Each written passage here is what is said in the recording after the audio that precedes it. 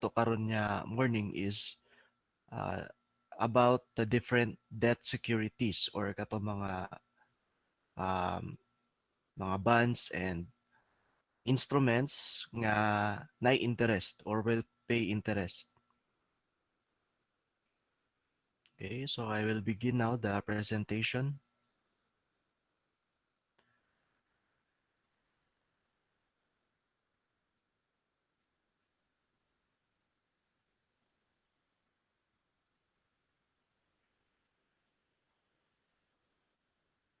Okay, so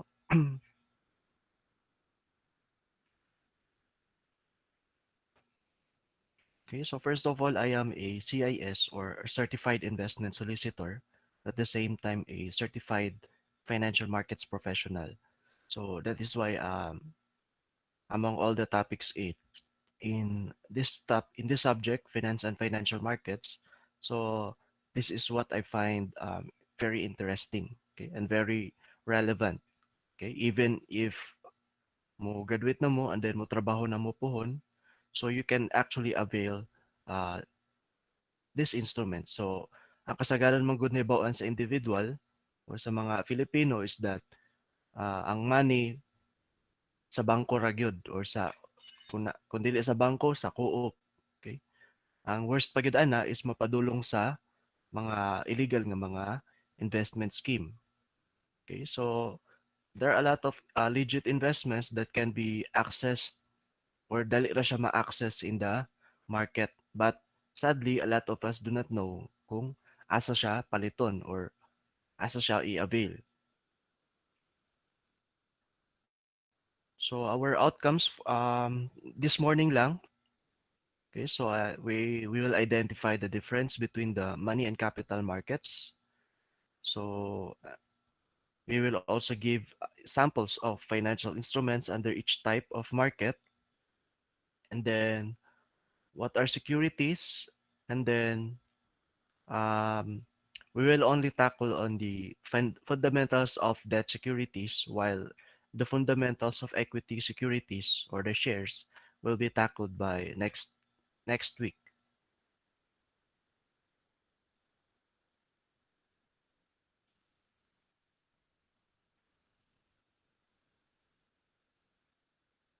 Okay.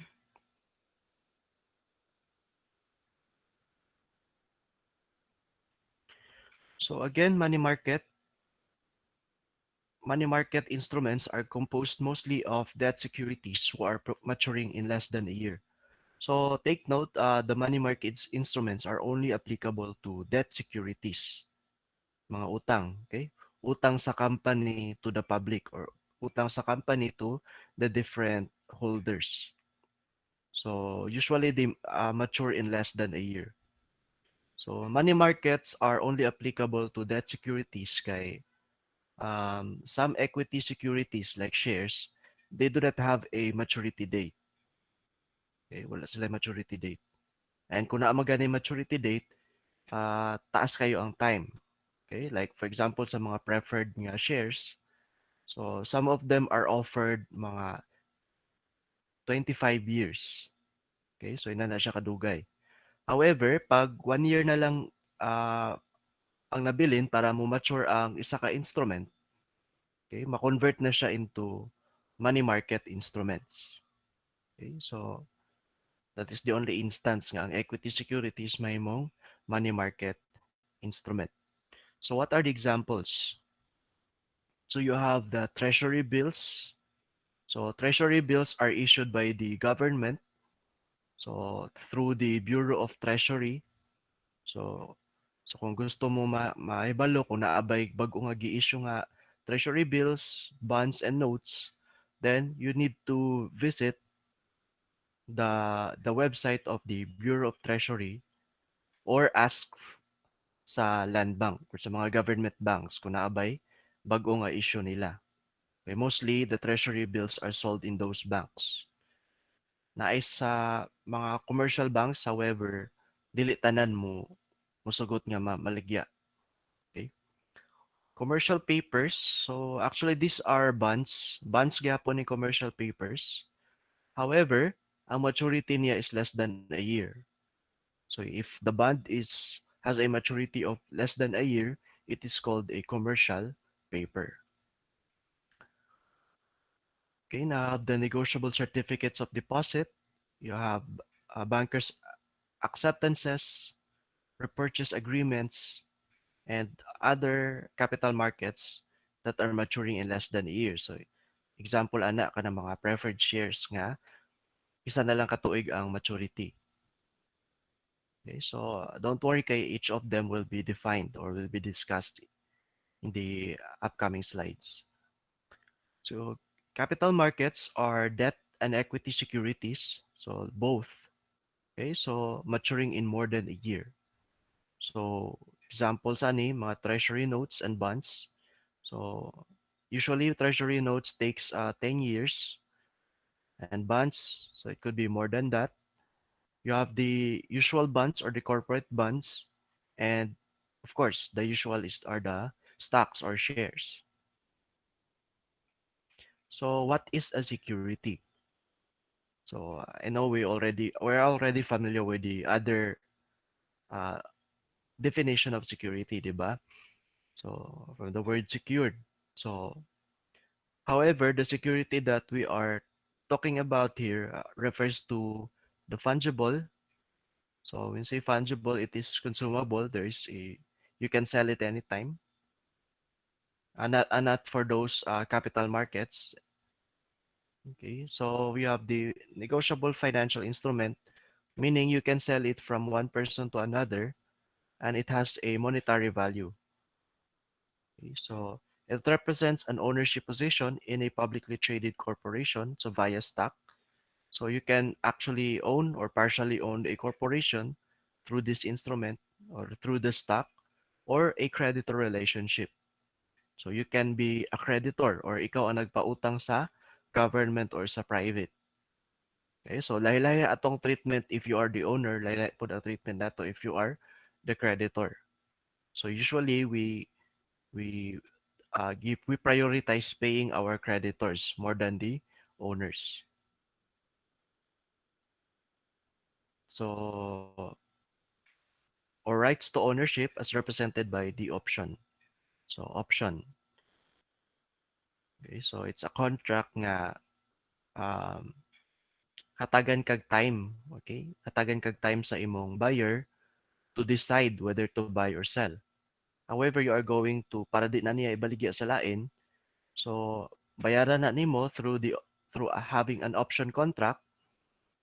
Okay, so maghimo mo og contract stating there nga you will be given this number of days, let us say 10 days to decide whether to buy or sell.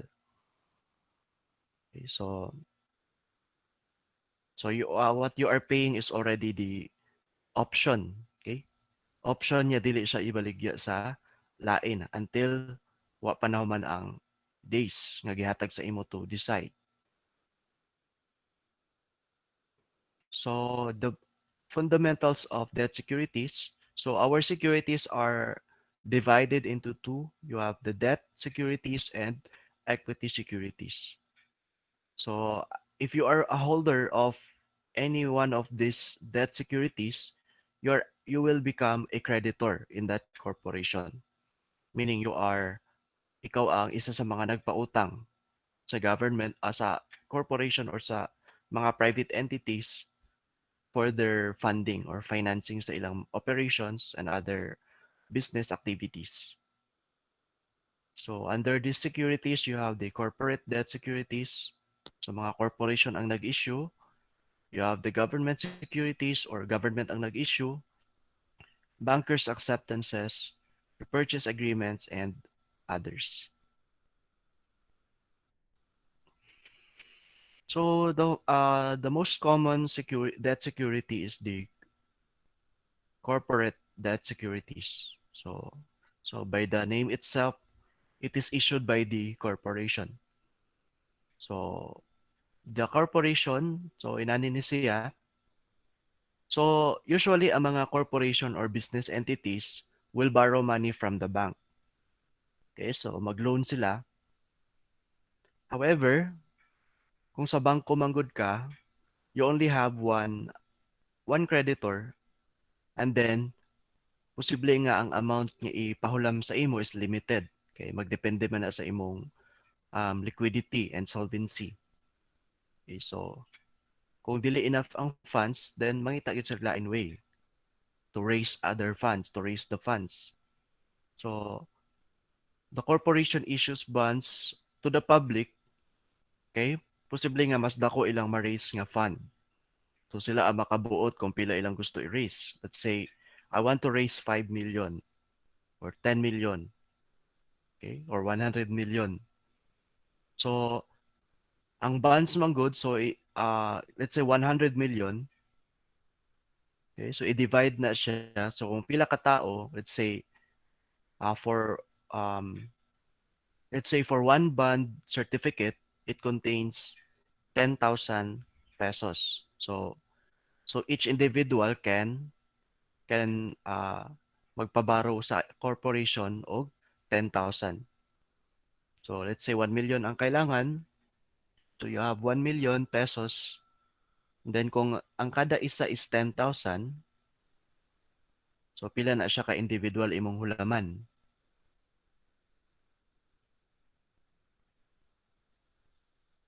Okay, so you have 1 million divided by 10,000 pesos each certificate or bond certificate. So you need at least 100 people or 100 bondholders to invest or to uh, um, nga inyong kalunan or kahulaman o kwarta. So of course, since they are creditors, so their way of um, gaining a revenue out from that is through interest. So samtang wala pa ang maturity date, then they will pay you interest or the bondholders will receive interest. So it's one way of raising funds, part of the debt securities. Third, it do not represent ownership in the company. So you are the creditor in this case, so not the owner. Evidences of indebtedness by the corporation to its creditor. However, the advantage kung creditor ka, mas i-prioritize ka kaysa sa mga, so if they have stockholders, mas i-prioritize ka kay you are creditors. Okay, unahan mo og bayad ang mga creditors, ay mabayaran ang mga tag-iya. And then it's more senior to preferred and common stock. Okay, so when say more senior, you are mas priority ka nga bayaran. Okay? So basta mag-interest mong gyud, so obligation gyud na nimo nga imo nang bayaran. Unlike sa common stock o preferred stock, except sa preferred stock kay naging na sila regular um, nga magbayad og dividends. However, sa common stock, you are not obliged to pay dividends unless you declare.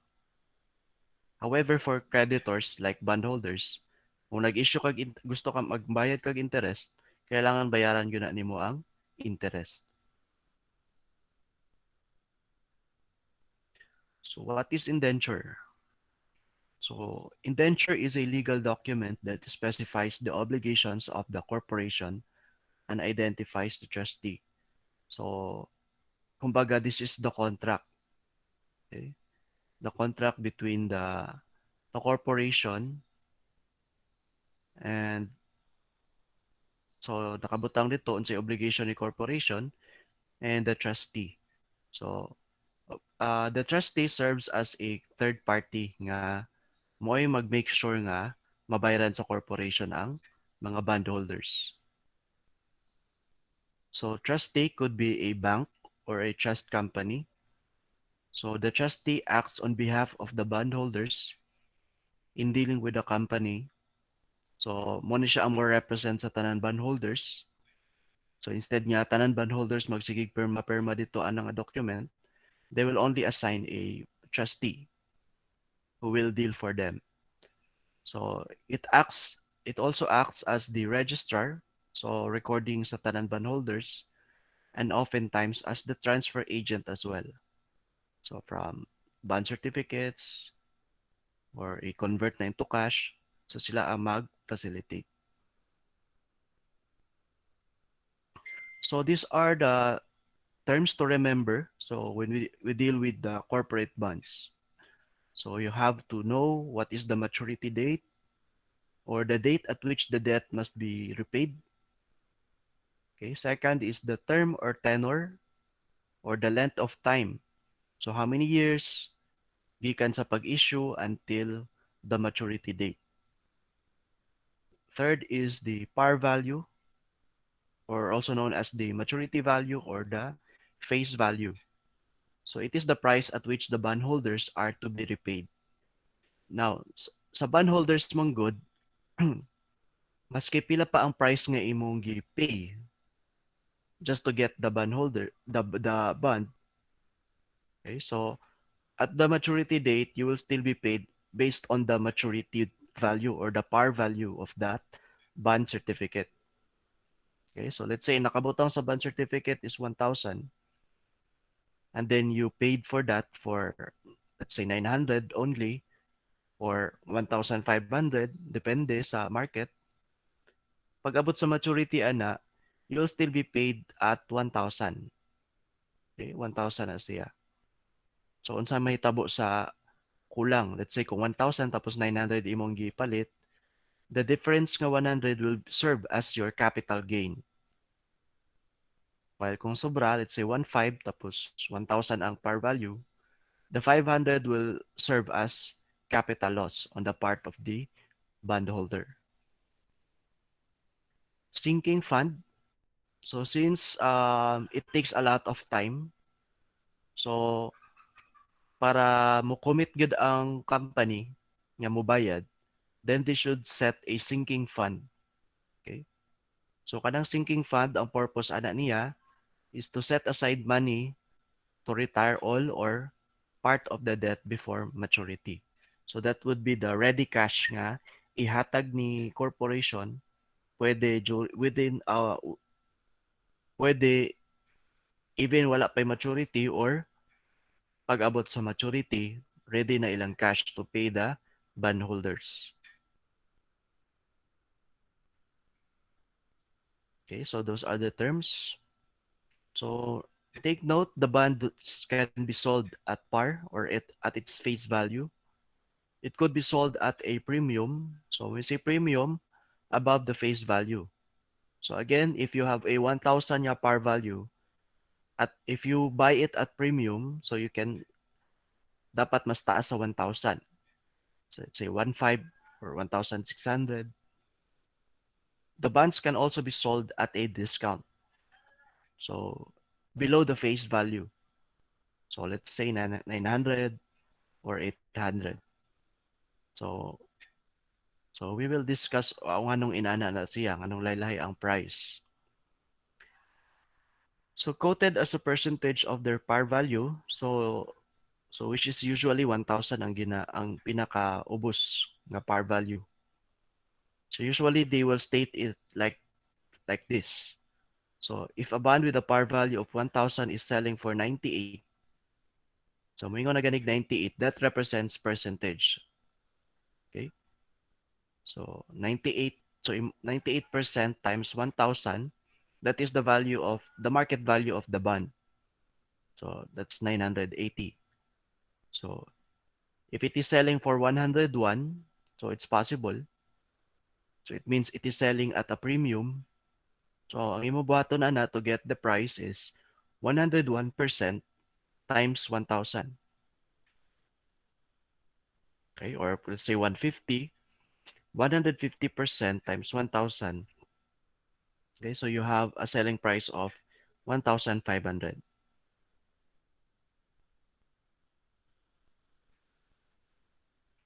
So why do investors invest in bonds?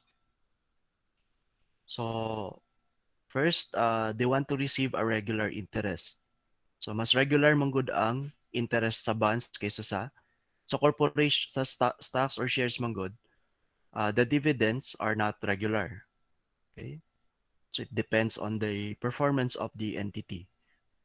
So bondholders, regardless of the performance of the entity, they need to pay interest. So kumbaga mas safe ang mga debt securities compared sa equity securities. Interests are usually paid on a semi-annual basis. So some bonds are paid on a semi-annual, meaning every 6 months. Third, interest rate or coupon rate of a bond. Okay, so that's the other term sa interest. So coupon rate is expressed as a percentage of its par value and usually fixed over its life. So fixed siya regardless of its year. Okay, so let us say ibutang dito sa instrument niya or bond certificate that you will be paid 10% every year or every 6 months. Okay, so let us say nagpahulam ka sa company og 10,000. So let's say the maturity is 5 years. So kanang 10,000 di na nimo makuha until the 5th year. Okay? Makuha ra na nimo balik sa 5th year. However, while nagulat ka sa 5th year, you will receive interest. So let us say it is expressed as 10% of the par value or face value. So, ang imong interest madawat every year is 10% times 10,000, which is 1,000. So every year you will receive 1,000. Pag abot sa 5th year, so you will already receive the 10,000 plus the last nga interest. So all in all, you will receive 11,000 pag abot sa maturity. However, in some cases, the interest rate may vary based on a certain benchmark. So dili tanan bonds have a fixed nga interest. Some are floating or variable. So, okay, so let us discuss the relationship between the bond price and interest rates. Okay, so the price of a bond changes in the opposite direction of the change in interest rates. So opposite sila. So inversely proportional. So ang interest rates man good, ang usually mag-set ani are the banks or si BSP. So Bangko Sentral ng Pilipinas. So si Bangko Sentral ng Pilipinas, siya ang gapaloan sa mga banks nato. So if the banks needed money, sa ila mo dool. Okay, so kay sila man ang ilang supplier sa kwarta nga ipanghulam sa public. That is why kung mag-issue og interest rate kumutaas ang interest rate ni BSP, normally tanan bangko mag-increase og interest rate. Okay, kay para ma-compensate sila sa cost. Now, unsay may tabo pag i-increase ni commercial banks ang mga interest rates.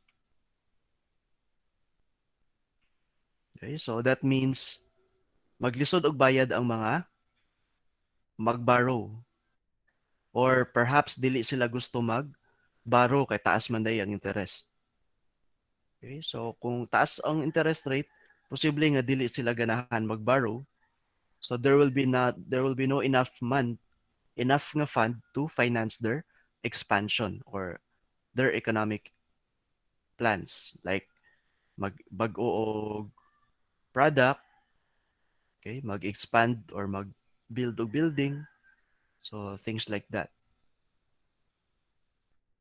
And then maapektuhan si bond sa interest rates tungod kay remember si bonds fixed ang iyang interest. However, sa market, it could change anytime. Okay, so let us say sa bond nakaingon na siya nga 5% until 10 years. Okay, so 5% mo ra gyud imong dawaton. However, sa market kay namay nag-issue og 6%. Okay, so what will happen to your bond? Okay. Okay, so again, para maklaro, ang imong bond certificate nga ginahold karon for 10 years will give you 5%. Tapos in the market, there are other corporations that are issuing 6% nga interest. So, and then if you want to sell, because you can sell that bond certificate, so dili necessary nga imo na siyang hulaton niya mag 10 years. So if you try to sell it to others, okay, let's say gipalit na nimo at 1,500. You try to sell it to others, di sila musugot. Okay? Di sila musugot. Ngano man, ngano musugot man ko nga I can buy a new certificate that gives me 6%. Okay? So mas ganahan sila sa 6% kahit mas taas good. So dito na lang ko kung especially if same ra ang price, 1.5 lang. So para ma-attract nimo ang other investors to buy your bond certificate, dapat paubsan nimo ang price. Let us say 900 na lang. Okay? Parehas ra po na sa cellphone, di ba? So na-issue nga say iPhone 11.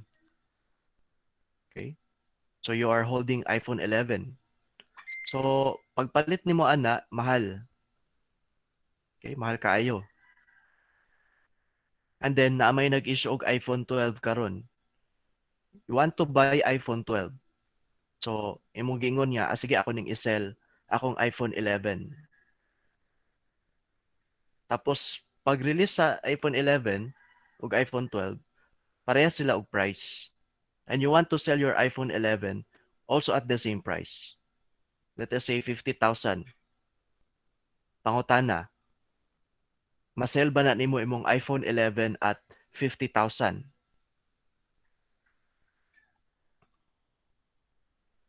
Okay, so obviously dili. So para mahalin imong iPhone 11, you have to price it at a cheaper nga price. Let's say butang nimo 30,000. So same case with the bonds. So kung naay available sa market nga mas taas ang rate, then ang imong bonds nga ginahawid-hawiran nga 5% will be priced lower para mahalin. However, the opposite is also true if mas taas ang imong bond interest kaysa sa current market. So let us say you have 10%. However, sa market, ang nabilin dito is 5%. Okay? So, kay wala may available nga 10% sa market, that means that ang bond certificates nga imo ginahawid-hawiran, mutaas ang demand. Okay? So, pag mutaas ang demand, what will happen next? If you are only few suppliers of that bonds, mutaas sad ang price sa imong bonds. So, if say gipalit nimo na at 1.5, now you can sell it at 2,000. Okay? Or more. Okay? So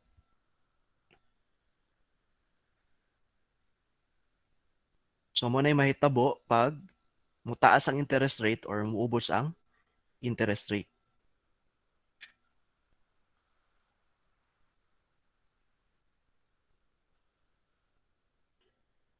Okay, so again, the price and the markets have inverse relationship. So when interest rates rise, the bond prices fall. When interest rates fail or fall, the bond prices rise. Okay, so the act of recording the price or value of a security, portfolio or account to reflect its current value, to reflect the current value rather than its book value. However, for mutual funds and unit investment trust funds, so ang mo determine sa price is the net asset value per share for mutual funds and then net asset value per unit for the UITFs. So the mutual funds and UITFs are also selling mga bonds. So kompleto na sila. So example of a common plain vanilla bond or the coupon bond. So interest-bearing instrument. So you will buy it, or the settlement date is January 1, 2015. Ano, baliktad ni siya. Maturity is 2015.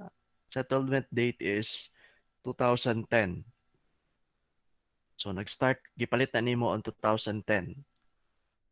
It it earns 10%, yield niya 10%.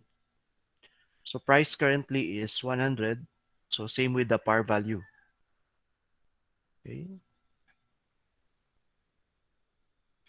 So how to do the accounting under the accrual method? So in 2015 sa January 1, of course wala pa na interest. So that's why the value per share is still 100. However, on January 2016, so it will increase interest. So na siya interest for 1 year. So the total value of your bonds is now 110.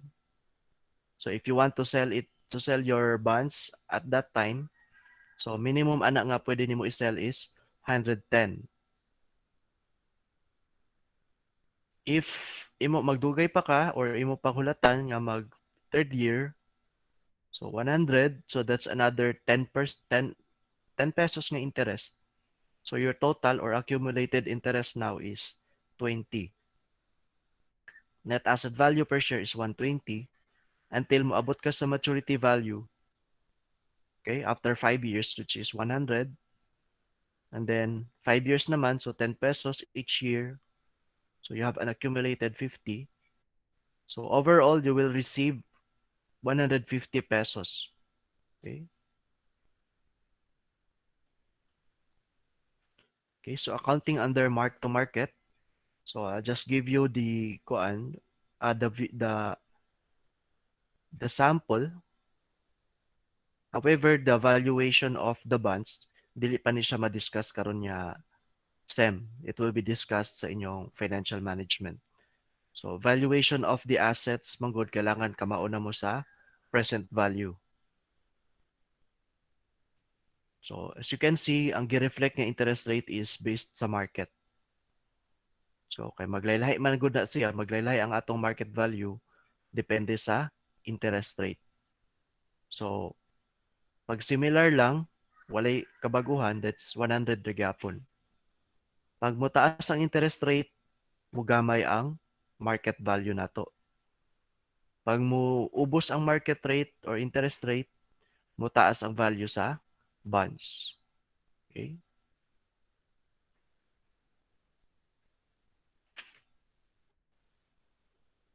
So bond features that affect interest rate.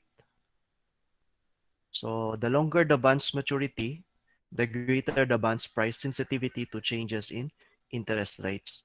So, pasabot ani nga the longer the maturity, the more nga you are exposed to interest rate risk. So unsa man interest rate risk? Mo ni ang risgo nga posible magsigig change ang imong or magkataas ang interest rate sa market. 'Di ba? The longer the period, the more likely you will suffer from the interest rate risk. So again, pag mutaas magud ang interest rate, posible mo gamay ang value sa imong bonds. So if you're planning to sell that, kung wala pa'y maturity, so mo gamay gud iyang value.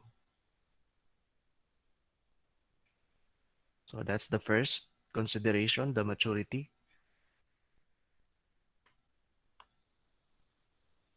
The coupon rate. Okay, so the lower the coupon rate, the greater the bond's price sensitivity to changes in interest rate. So kung ubos po kayo ang coupon rate, more likely that you are more sensitive to interest rates. Okay. Posible sa market, mas mataas ang interest rate. Pero kung taas na daan ang coupon rate sa bonds, so less likely nga mas sensitive siya sa changes sa interest rate. Kaya ang market ang mo catch up sa iyang interest. So how the interest rate payment is computed on a semi-annual basis. So kung nakay bond, nagpalit kag bonds with a par value of 1,000, nakay coupon rate or interest rate nga 8% annually, so how much interest will the bondholder will receive every 6 months? So take note, 6 months is half of the year. So so ang annual nimo nga interest rate or interest paid is 8% times 1,000. So that's 80. Since every 6 months ka magdawat, so i-divide nag 2, you will receive 40 pesos every 6 months. So or 4%.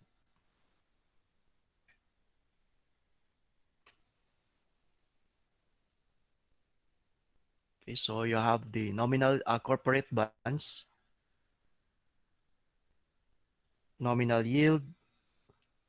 Okay, so the bonds coupon rate, current yield. So when you say yield, this is the measurement of your gain. Okay, kumbaga sa kuan pa, this is your return on investment. Takes into account the current market price of the bond. So how to compute the current yield? So you have the coupon and over the current market price. So if your market value is 1,050 and then the coupon rate is 10%. So ang 10% i-multiply sa par value, that is 100 pesos. So 100 pesos divide na siya sa 1,050. Then the current yield is 9.52%.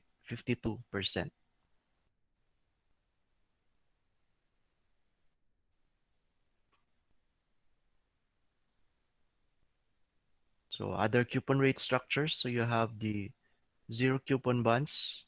So na yung mga bonds nga walay interest. Okay, so pwede ka mag-issue bonds nga walay interest.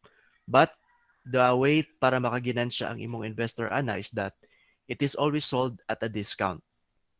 Okay, so permintige na sila ginasold at a discount ng mga zero coupon bonds. So let's say the par value is 1,000, you can sell the zero coupon bonds at, let's say, 800. Okay, so wala sila ilain ginansya kung dili katurang capital gain from buying it at a lower price. Step-up notes.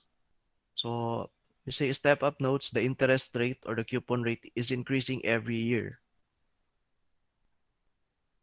Deferred coupon bonds. So there are years nga wala kay dawaton nga interest, napo years nga magdawat ka og coupon bonds. Accrued interest bonds, so you are not paid every year until maturity. So tibo. Then floating rate securities, ang imong interest nag-reflect sa market interest rate. So unsay current nga market interest rate, mo na ang imong interest for that year.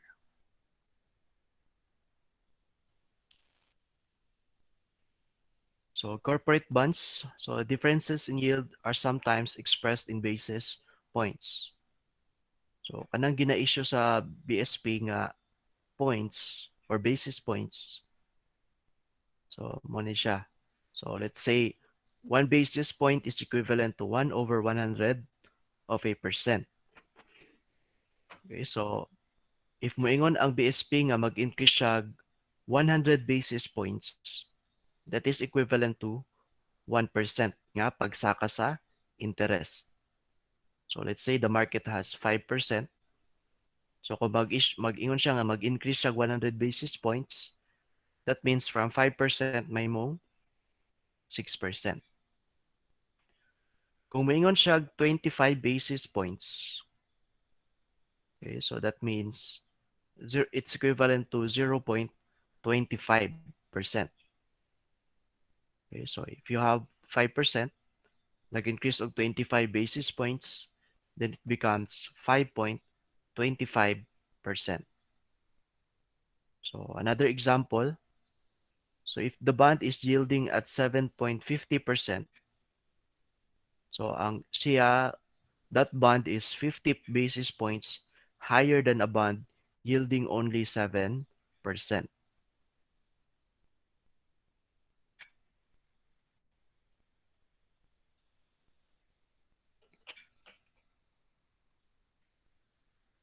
Okay, so the corporate bonds are divided into two. You have the secured bonds and the unsecured, or also known as debenture. So when say secured, nana siya collateral. Okay? Or na other means para sukot ang mga bondholders sa corporation in case nga kulang ang kwarta. Debenture bonds, they don't have collaterals. Okay? So wala sila collateral. So mas risky ang mga unsecured compared sa secured ng mga bonds. However, the good news for the unsecured, kung mag-invest ka ani, kay taas man ang risk, most likely they will pay higher interest, okay, compared sa mga secured bonds.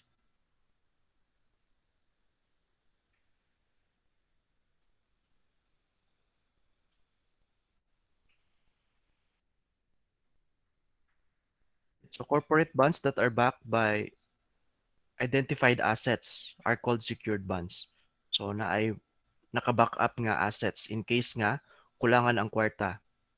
So these assets are sold para ang halin mo ay ibayad. So what are the three classifications of secured bonds? So you have the mortgage bonds. So the bonds are secured by having a collateral sa mga physical assets sa corporation such as building, land, or even mga machine. So second, equipment trust certificates.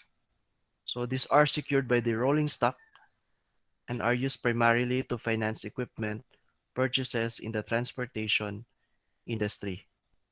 So secured by the rolling stock. So these bonds are actually used to finance their equipment. Okay, so especially sa mga transportation industry. So gamiton to buy more cars or more jeeps, okay, more taxis. So rolling stock, so may pasabot ani. So ang collateral ra pod ila ra pong kaugalingon nga mga sakyanan. Third are collateral trust bonds, are those securities of other companies owned by the corporation.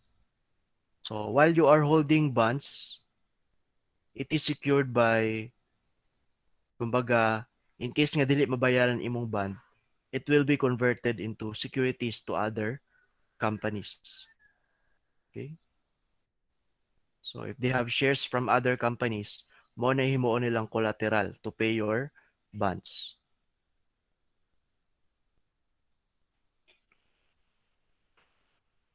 Second type of bonds, so bonds that are backed solely by the reputation, credit record, and earning power of the corporation are called the unsecured bonds or debentures. So in the event of default, the claims of those holding debentures are after those of secured bondholders, but before shareholders. Right? So mas priority bayaran ang secured kaysa sa unsecured bondholders. So what are the classification of these debentures? So you have the subordinate. So bonds that are junior to other specified creditors of the corporation. So least priority siya sa tanan creditors or sa tanan bondholders. Convertible debentures. So there are bonds that can actually be converted into shares or common stock of the company. So we call them convertible bonds or convertible debentures.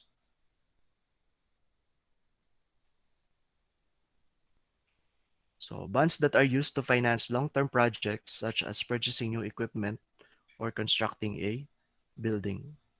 So mostly mo na ginagamit.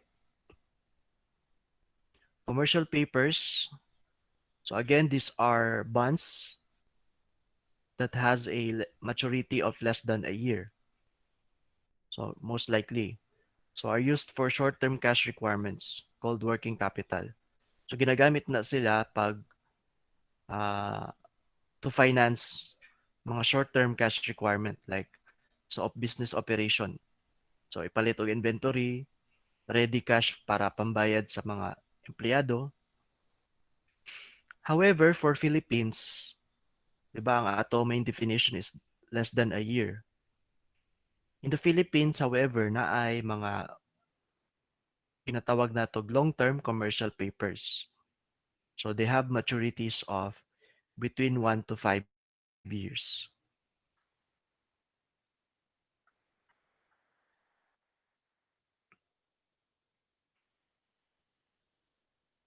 Okay, so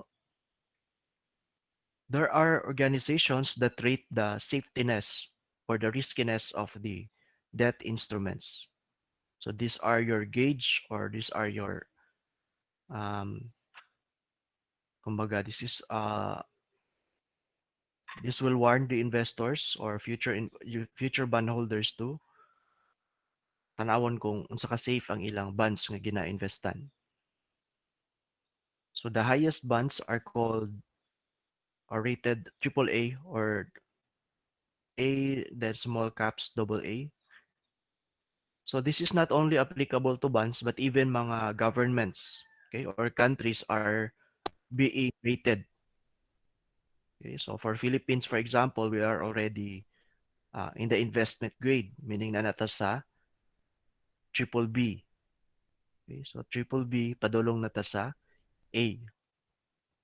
So importante na sa country nga motaas ilang rating kay kung motaas ilang rating, meaning dagay mo magpa-borrow og money. Dagay countries nga willing magpa-borrow sa money. Sa Philippines, we have what we call Phil ratings. So, usually ang mag-conduct or mag-rate sa atoa sa bonds are the Philippine Dealing Exchange Corporation. So, kung ang stock market na ay PSE or Philippine Stock Exchange, ang atong bonds na atay PDEX or Philippine Dealing Exchange Corporation. So, the LTCPs have ratings of PRS or Philippine ratings of AAA to PRSC, while the short-term commercial papers have ratings of PRS1 to PRS6. Okay. So, so I think we need to kuan. Okay, so continue na lang nato ning government securities next meeting. So far we have discussed up to the corporate bonds lang. Okay, for now. Next meeting we will continue with the different government securities and perhaps kung napay time then we will discuss the some of the equity securities. Okay, so if you have questions, please raise now or you want to clarify something.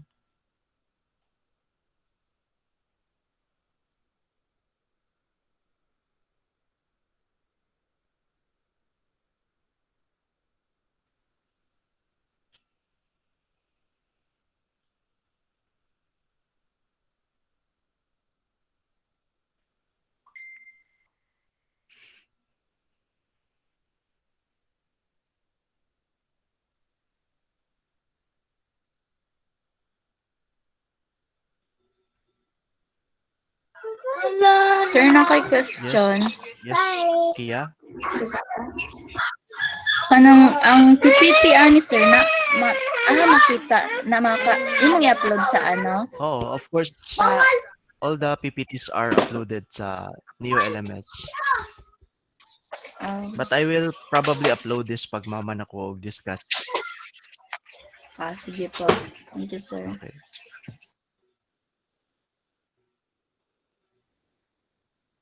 Okay. Who else?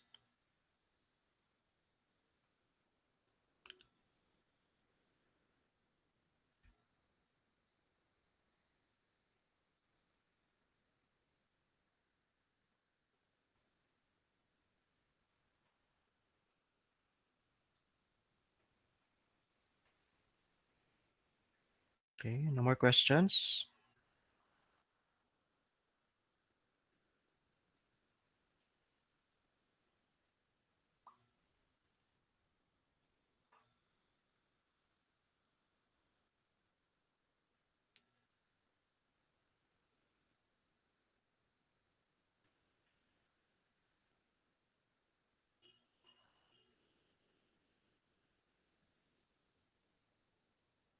Sir, nag-brown out daw sa uban, sir. Oo. Nangawala sila, sir. Oo, sige lang. It's okay Sir, kay kuan. brown Yes, UV. out but Okay, there's so some okay, so don't worry kay you can still view this class. Okay, so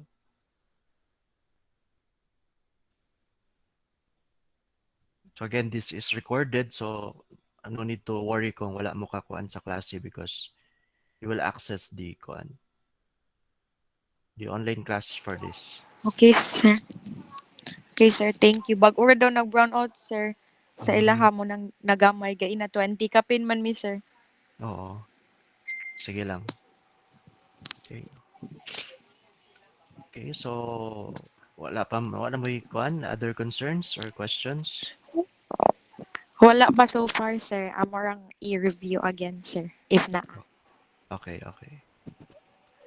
Okay, so I guess that's it for today. So thank you for listening.